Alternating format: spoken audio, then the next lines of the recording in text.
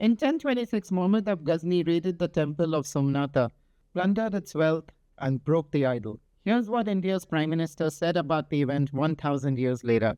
सोमनाथ का ये शिखर मानव उद्घोष कर रहा है.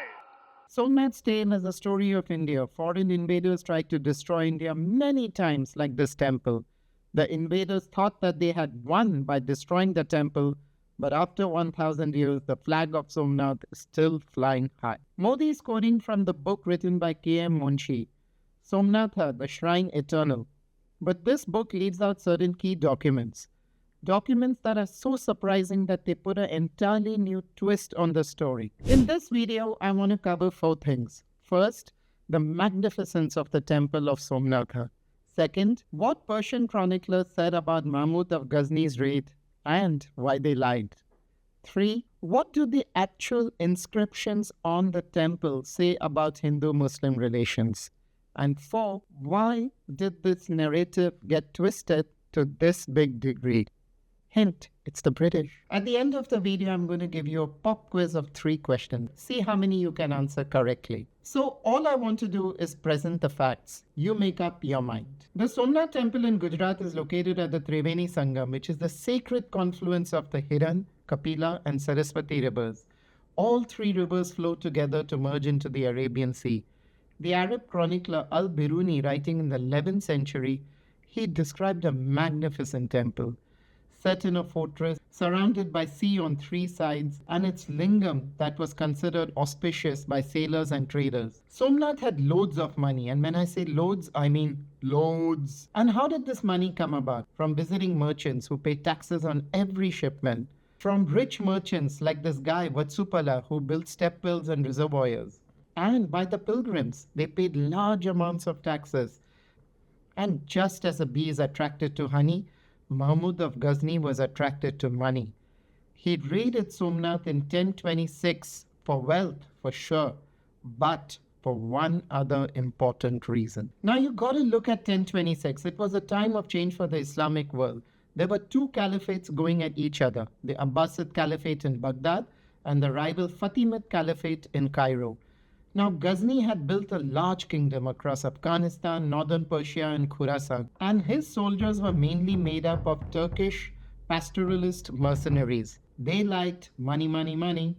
So that's one reason why Ghazni attacked Somnath. He needed the money to keep his troops loyal. But there was another reason.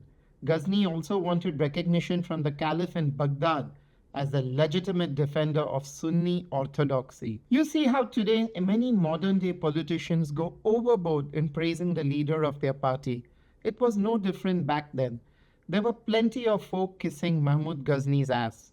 There was Al-Biruni, there was a famous poet Firdaus, but I want to zero in on this court poet Farooqi Sistani. He went overboard in showing that Mahmud of Ghazni was raided Somnath because he was a defender of the Islamic world. Sistani claimed that Somnath was a garbled form of the Arabic Manat. And as you know, Manat was one of the 3 goddesses mentioned in the Quran, whose shrines Muhammad had destroyed at Mecca. And the Sistani wrote that the idol of Manat had been secretly moved from Arabia to India, and Mahmud, in raising Somnath, was completing none other than the Prophet, peace be upon him. The problem is that these sources were stretching the truth more than a person doing yoga stretches the muscles in the leg. So we have to look at other sources. And what better source to look at than the actual Sanskrit temple inscriptions? So if the temple was destroyed in 1026, and like Munshi's book says, the Muslims just kept attacking and attacking and attacking, the Sanskrit records in the temple should read like a horror story. But the records are actually quite cheery. 12 years after the raid, in 1038, a Kadamba king from Goa visited Somnath. He says he was received warmly at the temple. And there was the most important inscription that Modi and Munshi left out. In 1264, a Persian ship owner named Nuruddin Firuz applied to the town council of Somnath for permission to build a mosque. The priest of the Somnath temple, Baba, Virbhadra didn't say na to the mosque. He said go ahead. The council even gave land for the mosque from the temple's own estates. There's a document that's available for viewing, and this document was inscribed in Sanskrit and Arabic and was witnessed by the town's leading merchants and officials. In fact, the Sanskrit text describes the mosque as a dharmasthana, a sacred place, and it even opens up with an invocation of the divine in Sanskrit. And scholars like Dr. Chattopadhyay have rendered this Sanskrit, have said that this Sanskrit is a rendering of Allah. So we have Nuruddin building his mosque on temple land with the temple's priest's blessing. So this doesn't gel with the narrative that the Muslims kept attacking and the Hindus kept fighting back. The Persian chroniclers that we mentioned earlier even said Somnath had been converted to a mosque. But there are many Sanskrit literary texts from the 1470s and one from the 1490s.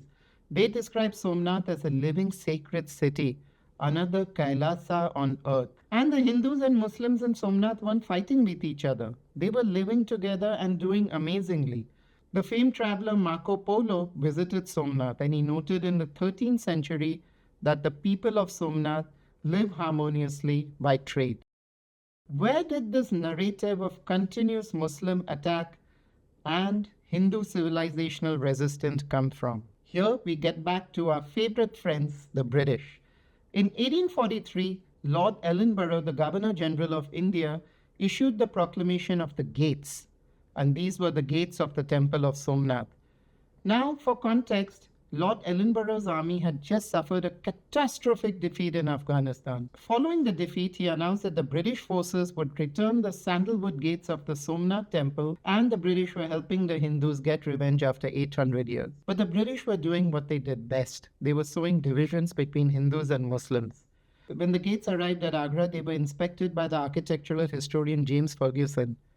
They were found to be as fake as a pair of Nike sneakers sold on Fashion Street in Bombay. But that didn't matter. The British did a great job of selling the narrative, and people like K.M. Munshi bought into that narrative. Modi's essay ends with this line: if the Somnath temple, which was attacked 1,000 years ago and faced continuous attacks thereon, could rise again and again, then surely we can restore our great nation. That is true. Somnath, and indeed much of India, was subjected to repeated invasions. That's one story, but there's another story told by the Sanskrit inscriptions at the temple. Hindus and Muslims weren't fighting each other. In places like Somnath, they lived together in prosperity for hundreds of years. And that is the history that deserves to be remembered.